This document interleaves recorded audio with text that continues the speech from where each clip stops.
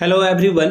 मैं मिथुन सिंह स्वागत करता हूं आप सभी का। आशा करता हूं आप सभी बहुत अच्छे होंगे। जी हां, आपने सही पढ़ा है। झारखंड टेट का सिलेबस बदलेगा या नहीं, अभी ये अनसर्टन है। There are many things which has to clear. अभी जो है वो चीज़ें क्लियर नहीं हुई है, अभी टाइम लगेगा।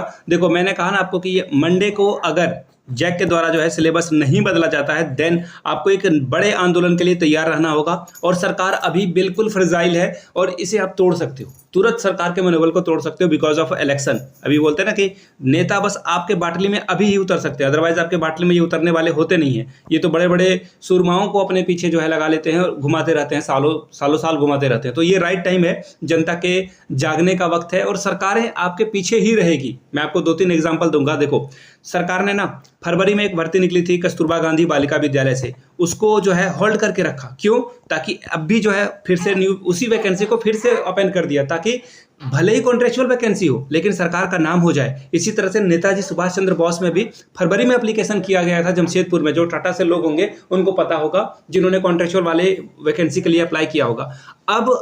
अभी जो है फिर से उसको रीओपन कर दिया गया। क्यों? ताकि भले ही 15-50 वैकेंसी जाए लेकिन वहाँ पे टोटल जो अप्लाई करने वाले लोग होंगे 2000-3000 लोग होंगे। तो सरकार की इससे भी जो देखो, सरकार ना छोटी छोटी बातों का जो है पकड़ रही है सरकार, हेमंत सोरेन। ये अच्छी बात है, लेकिन समस्या ये है ना कि सरकार को समझ में नहीं आ रहा कि चीज़ें कहाँ से जो है आउट ऑफ कंट्रोल जा रही है। तो फिलहाल देखिए, सबसे पहले तो धन्यवाद प्रभात खबर के संपादक का, जो भी इनकी टीम है उन सभी लोगों का, कि हमारी बात को यहाँ पे प्रमुखता से लिया गया है और प्रमुखता से बिल्कुल टाइटल में जो है छापा गया है। और सबसे बड़ी बात है कि झारखंड में जितने भी नेता हैं, चाहे वो विपक्ष के हो, पक्ष के हो, विधायक हो या विधायक नहीं हो या चुनाव हार चुके हो, सभी प्रभात खबर पढ़ते हैं। सुबह का सबसे जो इंपॉर्टेंट काम होता है, सभी लोग प्रभात खबर जरूर पढ़ते हैं। तो ये हमारे लिए अच्छी बात है कि ये सभी नेताओं तक ये जो है बात चली गई है। और ये झारखंड के लिए कलंक वाली बात है कि झारखंड में जेटेट का एग्जाम, जो मैं बार बार कहता हूँ, ये टुच्चा सा एग्जाम है। कोई भी इंसान इसे आराम से क्वालिफाई कर सकता है। जिसने बीएड डीएलएड जो भी पास किया है, बिल्कुल ईमानदारी से पढ़ा है, इस एग्जाम को क्लियर कर सकता है। खास करके सीटेट वाले कैंडिडेट जिन्होंने सीटेट क्वालिफाई किया है, उनके लिए जेटेट को एग्जाम को जो है पास कर पाना बहुत ही जो है केक वॉक है। मैं बार बार कहता हूँ केक वॉक है, इसका मतलब होता है बहुत ही आसान काम है। अब देखिए, हम लोग इस वीडियो में सिर्फ न्यूज़पेपर के कटिंग को सेम एज इट इज़ पढ़कर आपको मैं नहीं सुनाने वाला हूँ। मैं आपको बताऊंगा कि जैक के अध्यक्ष ने क्या कहा है, और शिक्षा मंत्री के जो एक यूट्यूब चैनल को उन्होंने अपना इंटरव्यू दिया, जिसमें उन्होंने जो है शुरू में देखना, उस इंटरव्यू को एक बार फिर से आप जाकर रीवॉच करना, तो आपको 2-3 चीज़ें क्लियर होगी। वहाँ पे जो शिक्षा मंत्री साहब हैं वो कह रहे हैं पहले तो कि अगर आपको दिक्कत थी सिलेबस से तो आप हमारे पास आते, आप डायरेक्ट मीडिया के पास क्यों चले गए। देखिए, मैंने कहा ना आपको कि ये छोटी छोटी बातों को पकड़ते हैं सरकार के जो मंत्री होते हैं, नुमाइंदे होते हैं, ये छोटी छोटी बातों को पकड़ते हैं। आप मीडिया में क्यों चले गए? उसके बाद आपने जैक में जाकर घेराव क्यों किया? इतना जो बहुत सारे लोग चले गए थे, इससे इनको शिकायत थी। आप हमारे पास आते और इन्होंने कहा कि वो नियमावली को बदला जाता। फिर बाद में ये क्या कहते हैं, बाद में देखना उनका इंटरव्यू के 2 पार्ट को, शुरू के जो 50 सेकेंड्स है वहाँ पे ये बोल रहे हैं कि हाँ सिलेबस को बदला जाता है, लेकिन बाद में जो पूरा इंटरव्यू हो जाता है वो बिल्कुल ही यू टर्न ले लेता है। वो जो है यू टर्न लेता है कंप्लीटली, और वहाँ पे वो बात करते हैं कि आपको पढ़ना होगा। देखिए, शिक्षा मंत्री आप कितने पढ़े लिखे हैं नहीं पता, आपके बच्चे भी फेल हो गए थे, शायद बैद्यनाथ राम के बच्चे जो है फेल कर गए थे एक बार, मुझे पता है। मैंने इंटरव्यू वगैरह में देखा था, इनके बच्चे भी फेल हो चुके हैं खुद के। तो देखिए, आपके बच्चे फेल हो चुके हैं, इसका मतलब ये नहीं कि आप सभी बच्चों को फेल करने पे तुल जाओ, पहली बात।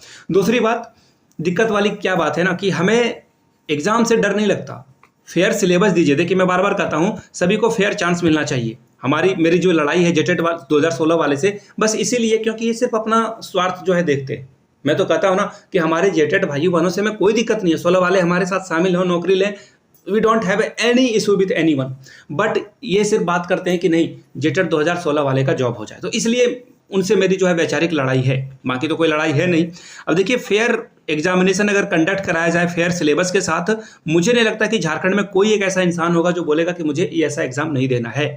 देखिए, सीटेट के अकॉर्डिंग पूरे भारत में, मैं आपको बता रहा हूँ, पूरे भारत में जो है एग्जाम कंडक्ट कराए जाते हैं। ऐसे में सीटेट के पैटर्न को फॉलो करती है, एनसीटीई के गाइडलाइन के अकॉर्डिंग फॉलो करती है। अब देखो सिलेबस कैसे बन गया है। देखिए, दिक्कत वाली बात क्या है ना कि मैं सीधा पूछता हूं कि कोई एक यूपीएससी या फिर आप जिसे बोलचाल की भाषा में बोलते हो, एक आईएएस एग्जाम जो बन चुका है आईएएस, उसे इस परीक्षा में बैठा दोगे ना, वो डेफिनेटली फेल कर जाएगा।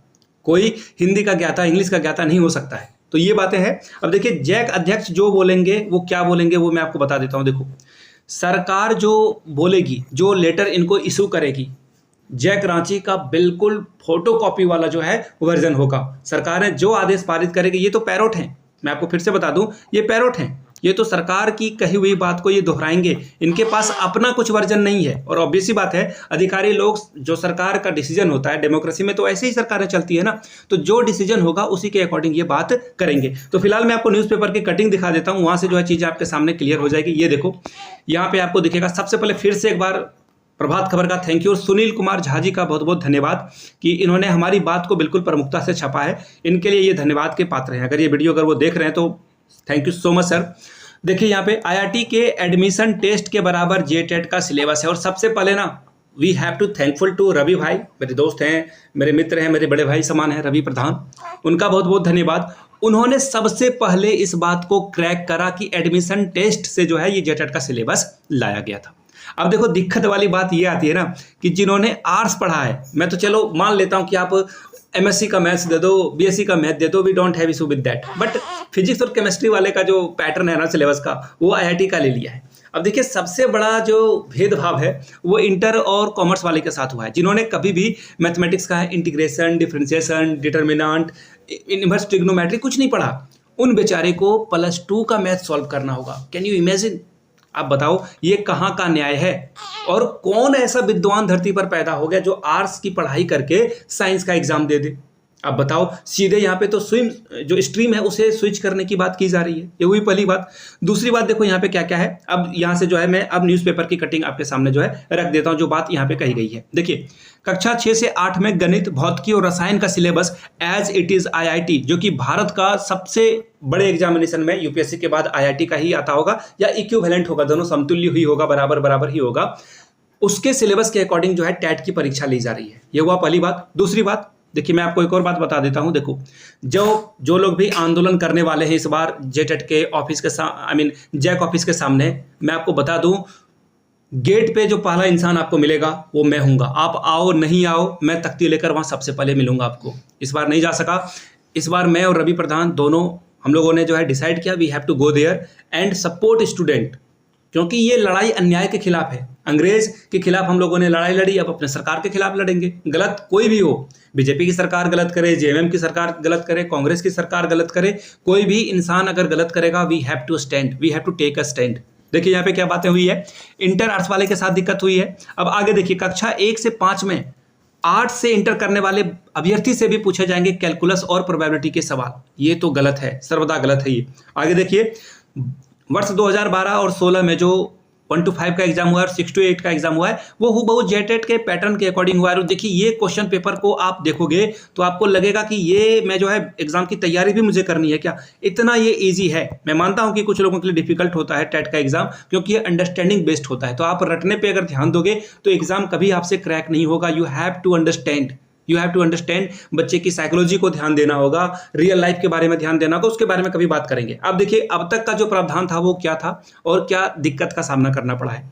राज्य में अब तक कक्षा 1 से 5 तक होने वाली परीक्षा का जो प्रश्न है, राज्य सरकार के द्वारा अनुमोदित पाठ्यक्रम के तहत 1 से 5 के सिलेबस पर होता था और इसकी कठिनाई का स्तर मैट्रिक का होता। देखिए, ये 1 to 5 के सिलेबस के अकॉर्डिंग जो है 1 to 5 का जो पैटर्न है, एग्जामिनेशन पैटर्न है, उसी के आधार पर क्वेश्चन पूछते थे, लेकिन इसकी डिफिकल्टी लेवल को बढ़ा दिया जाता था, यानी कि स्टैंडर्ड क्वेश्चन का टफ हो जाता था।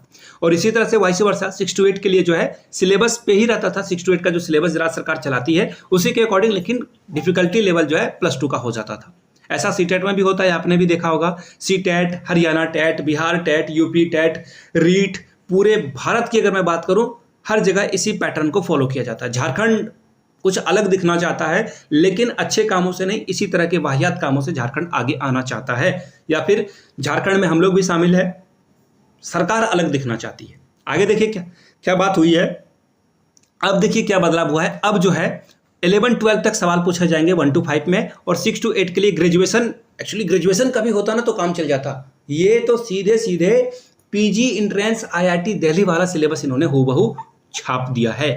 आगे देखिए, सीटेट और किसी राज्य में ऐसा प्रावधान नहीं। मैंने अभी आपको बताया ना कि सीटेट में ना ऐसा प्रावधान है, ना ही हरियाणा टेट में है, ना कहीं और है। देखिए, बैकग्राउंड से आपको मेरी बच्चे की आवाज़ आ रही होगी। मैंने कहा ना कि इसलिए मैं उस दिन आपके जो है आंदोलन में नहीं पहुंच सका। I have duties towards my family. आगे देखो मैं आपको बताता हूं, यहाँ पे डॉक्टर अनिल महतो जो कि जेक के अध्यक्ष हैं, इन्होंने जो बात लिखी है ध्यान से देखिए। यहाँ पे ना आपको क्लू दिखेगा, सिलेबस नियमावली के प्रावधान के अनुरूप राज्य के विभिन्न विश्वविद्यालय के शिक्षकों के द्वारा तैयार किया गया है। अब ये शिक्षक क्या कहेंगे, शिक्षक मांगेंगे आउटपुट, ये जो है इनपुट मांगेंगे कि इन्हें सिलेबस कैसे तैयार करना है। तो इनको बोल दिया गया होगा कि आप ग्रेजुएशन लेवल के सिलेबस को पैटर्न को फॉलो कीजिए। तो इनका जो आउटपुट है ऑब्वियस ही बात है, जो ये पढ़ा रहे हैं उसी के अकॉर्डिंग इन्होंने दे दिया। इसलिए आपको क्लास, मैं तो साइंस का स्टूडेंट हूं तो मैं आपको साइंस वाली चीज़ों को बताऊंगा, मैथमेटिक्स का स्टूडेंट हूं टू बी प्रिसाइज। तो मैथमेटिक्स में जो सिलेबस है इन्होंने उसको उठाकर एज इट इज रख दिया। सहायक आचार्य का सिलेबस अगर आप देखोगे, हाई स्कूल के सिलेबस को देखोगे, you will get a similarity, similar pattern आपको यहाँ पे दिखेगा। तो ये सारा काम इन्होंने किया है। अब आगे देखिए क्या बोला गया है, जैक ने विभाग को भेजा था प्रस्ताव। देखिए जैक ने कहा कि ये जो आप कर रहे हो that is not right way, not a right thing to do. यहाँ पे देखो झारखंड एकेडमिक काउंसिल ने स्कूली शिक्षा एवं साक्षरता विभाग को प्रस्ताव भेजा था, जिसमें परीक्षा केंद्रीय शिक्षक पात्रता के अनुरूप लेने को कहा गया था। हालांकि शिक्षा विभाग ने इस पर सहमति नहीं दी। अब ये शिक्षा विभाग में कौन बैठा हुआ है जो सीटेट के बिल्कुल खिलाफ है, नहीं चाहता कि नए कैंडिडेट आएं और वो शामिल हो सकें एग्जामिनेशन में। मुझे नहीं पता ये कौन लोग हैं, I really don't know about them. Find out करने वाली बात है यहाँ पे। तो देखिए ये जो है सीटेट के पैटर्न को फॉलो करना चाहते थे, जो कि हर राज्य में होता है, हर जगह पे होता है। जहाँ पे मैंने आपको ये पढ़कर दिखाया, तो ये काम ये नहीं कर रहे हैं। अब आगे देखिए क्या होने वाला है, नहीं होने वाला है। देखिए अब यहाँ से आपको दिखेगा, शिक्षा मंत्री ने भी देखिए ये बात कहा था, आपने भी देखा, वो पढ़ा होगा। तो अब देखिए क्या किया जा सकता है। आपके पास दो तरीके हैं, या तो आप कंप्लीटली सरकार के अगेंस्ट जो है सड़कों पे उतर जाओ, तो सरकार जो है पीछे हटाएगी कदम, पहला। दूसरा तरीका है कि सरकार से बातचीत की जाए, टॉक, ठीक है, बातचीत की जाए। आप सरकार के साथ टॉक में रहोगे तो फिर ये जो है डिसाइड करेंगे कि ये सही चीज़ है या नहीं।